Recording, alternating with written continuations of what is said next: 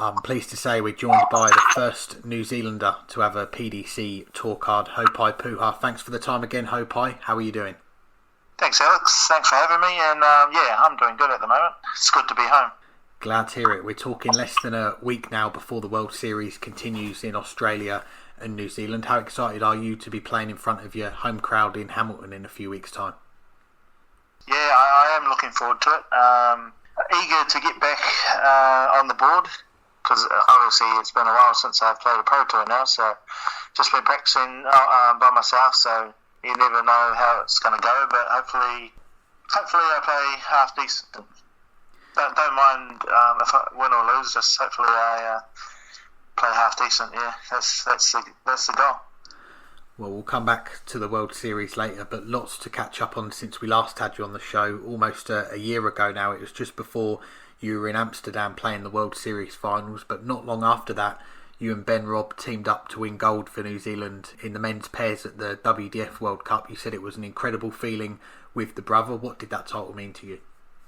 Yeah, it was big. We don't generally get to play together very often. Especially not in New Zealand. We get told, that's not fair and whatnot, because we were always the two fighting for wins in New Zealand. So, to get a win, and especially my first WDF World Cup was big for us. And I remember when we last spoke, you said the goal for the rest of 2023 was to qualify for the William Hill, as you called the World Championship. I had to let you know that the new title sponsor was Paddy Power, but you achieved that goal. You won the Oceanic Masters and you were hitting 100 averages for fun that day. How proud were you of that win and the way you played? Yeah, that was like I said, it was a goal, and all the steps leading up to it was good. I did lose obviously to Ben in the New Zealand qualifier, but getting the Oceanic and playing how well I did, I think it was fairly dominant in the end. I mean, I think I didn't have any match starts against me, so I was always the one leading in most games, or in all the games. It was big, it was a goal. Didn't quite perform at Paddy Power, but it was a good experience nonetheless. Yeah, just touching on your Paddy Power experience, your first trip to Ali Pali, it was behind closed doors during the pandemic. So what was it like this time round, getting that full experience with the crowd?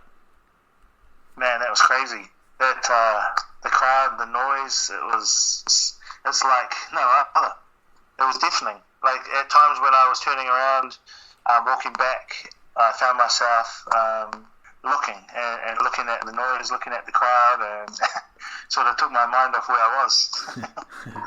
Well, after Ali Pali, the focus moved on to Q School at the start of this year, and we know you've played Q School a few times before, 2021, 2022, but you missed 2023. So what persuaded you this year was the right time to have another go?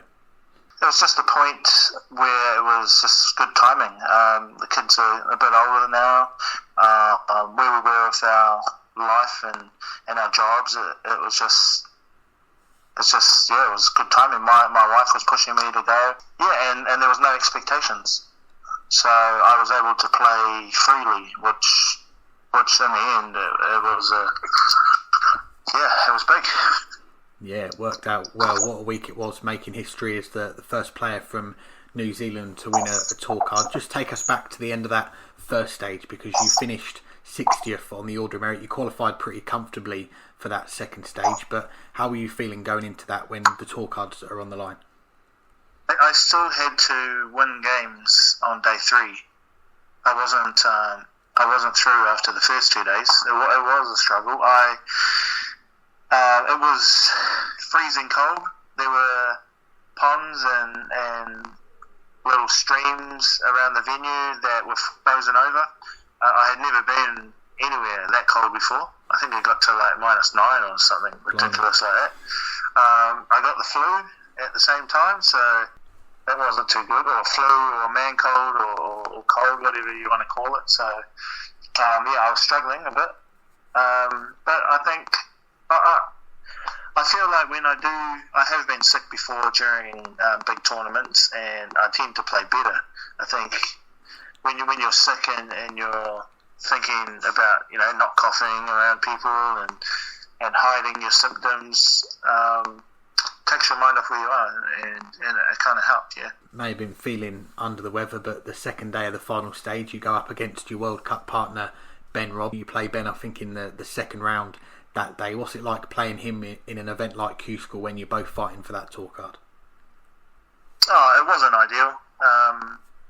Obviously, we would love to get the tour card together, and we both needed the points. I feel like I guess if he had won that game, he probably would have went on to get the tour card as well. So yeah, out of the 400 or 500 odd people, well, no, that was second stage, 128 people or whatever. It was just, I guess bad luck that we had to draw each other in such a critical moment. But I always enjoy playing against Ben. And most of the time we don't play the best because we put so much pressure on each other. That makes sense. And after 2 days of the final stage, you've got a few points in the bag. Then the third day, the wins keep coming. You're in the final and you're already on 9 points. At what point that day did you think that you had done enough to get a card? Well, I wasn't sure. I got to 9, and then some of the PDC guys came up to me and was like, "Congratulations!" I was like, "I'm still playing." Like, they think they've done the numbers, and we think that you've got it. I was like, "Well, I don't want to play anymore." And they're like, "Oh, well, for the integrity of the game, you have to keep playing." So I was like, "So why did you come up to me and say that?" So I played it out. I still don't feel like I played that great. I played good enough, obviously. One game at a time, I was just good enough to win some of those games, survive match starts in some of the games, but by no means was I playing great. I feel like I played better in some of the other Q schools, to be fair. But I was good enough to win games and accumulate points, and it worked out. Yeah, it certainly did. And the guys at the PDC said that you'd done enough. After that day, 9 points on the board, you're top of the order merit. You skipped the last day of Q School. Did you still go to the venue and watch the other players sweat it out? I did. I went there to support Ben. I was trying to get him through there so that he could get a tour card with me. But it wasn't to be that day. And people were asking me, why didn't you play on the last day? I was like, I had enough points. There's no point taking away points from other people. That's how I thought about that last day. Plus, I was sick. I wanted a day off drinking, to be fair. Well, you said after winning a tour card it was life-changing, and we spoke with Christian Perez a few weeks ago. He's from the Philippines. He's basing himself in Bristol with Dom Taylor. What's the logistics been like for you so far this year on the tour? Where have you been based whilst over here? I have been in London, East London. Well, East Acton, West London. I've been staying with some Kiwis. There's some Kiwis there that are a sponsor, and there's 4 Kiwis in the house, well, including me. So that was good, and it was good for transport, public transport, close to obviously airports. So it was a good place.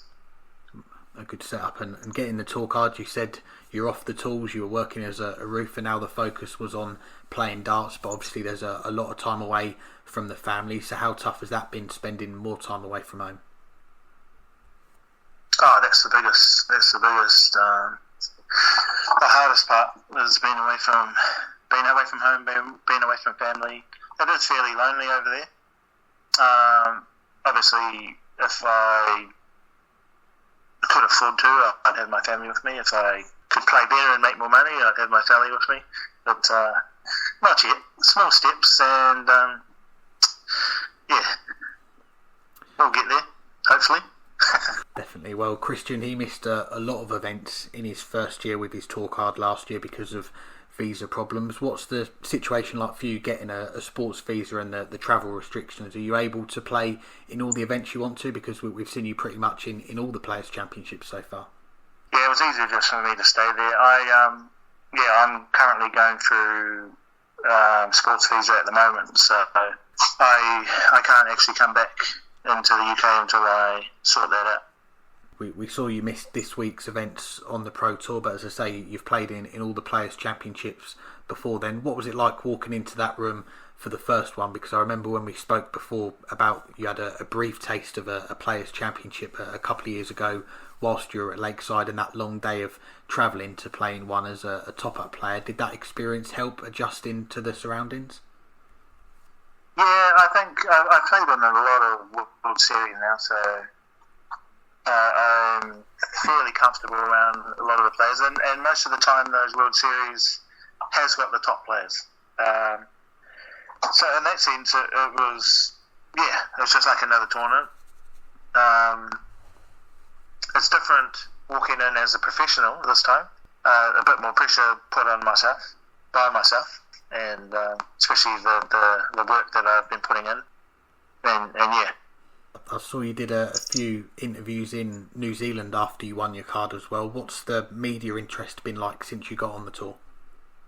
Not too bad. A couple of them were from Germany. I did do a couple when I got back, and another couple before the World Series. But darts in New Zealand isn't very big, especially not in that sense, with interviews and stuff like that. Unless, obviously, unless I start doing better and playing in the majors and getting better results, then it might start happening. But yeah, darts is a very small sport in New Zealand compared to some of the others. Well, you said as well that you wanted to inspire the next generation of players in New Zealand. We saw from your social media your son's playing darts and in tournaments. How's he getting on?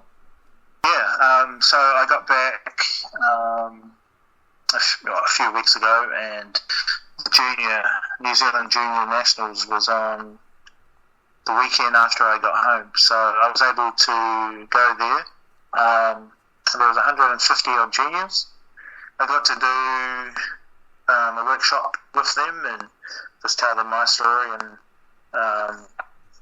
give them tips, and I guess, just show them or tell them my journey, how I got into it, how I've been going, and hopefully I inspired them to think bigger, work harder, and to one day be me or be Luke Littler, for that matter. Away from the hockey, we know you're a keen golfer. You've played with Damon Heta and Luke Woodhouse. Have you managed to play much golf whilst being in the UK? No, that was the second. So I played with Damo. We played 2 rounds of golf. The one with Damo and Luke Woodhouse was the second one, and we played 2 days prior to that. That's the only time I've been able to get out for a hit. Everyone's too busy. Everyone lives too far away. No one lives in London or near London, or anyone that plays golf anyway. So I would have liked to have played a bit more, but it just didn't happen. Didn't line up. Fair enough. Well, more recently we saw you and Ben Robb team up again at the PDC World Cup, the first time that you two have played together in that event, and you ran Germany very close. You had 42 left in the decider. Gabriel Clemens decides to take out the 1-2-4 on the ball. How tough was that to take after you guys played so well?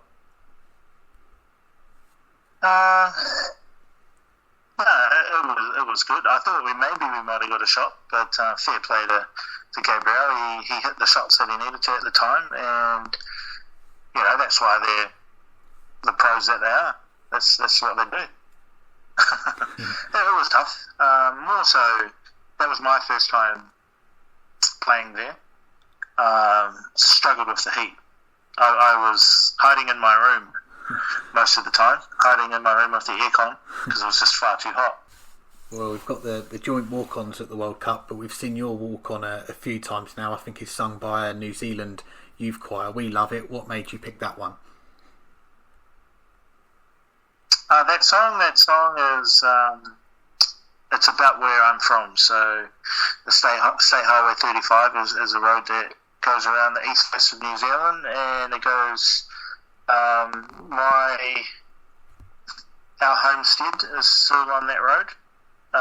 So where my father and siblings all grew up. State Highway 35, it's still on that road. So we go back there yeah, anytime you can. And yeah, that's what that song's got to be. Yeah, that's the meaning about it. Just where I am from and where my family grew up, I guess. Just a couple more before we let you go, and we know to pursue this dream of playing on the tour, there's a lot of support behind the scenes from family and friends, but also sponsors as well. You're backed by Shot, the New Zealand dart manufacturer. How much of a help have they been so far? Oh, they've been big. So where I stayed in London, one of the Kiwis he worked for Shot, so he was a big help to me. I wouldn't even know where I'd stay if it wasn't for him. He just when I got my tour card, he sent me a message and said I got a bed in London. You don't have to worry about anything. So yeah, and obviously anything darts related, Shot provides for me, which is good. I've currently got a new barrel coming out shortly, so I've been tinkering away for the last few months with a new prototype, which should come out shortly. Well, we look forward to that. And lastly, let's finish up looking ahead. The World Series Down Under, then it's going to be back to the tour, but how special is it going to be in a couple of weeks to get back on stage in Hamilton, but this time, as you say, as a professional, a PDC tour card holder? Yeah, it doesn't feel any different. I still feel like I'm the same person. Playing in front of Hamilton, it's awesome seeing all my shirts, noticing people that I know. That's big. Normally, obviously, in the UK and that, you just look out into the crowd and it's just people you have no idea who they are. So, so it is big to see faces in the crowd people not whistling. I'm looking forward to that. Haupai, it's a pleasure to catch up with you. We appreciate the time. Best of luck for the World Series coming up and what else is to come in 2024 as well. Thanks, Alex. Thanks for having me.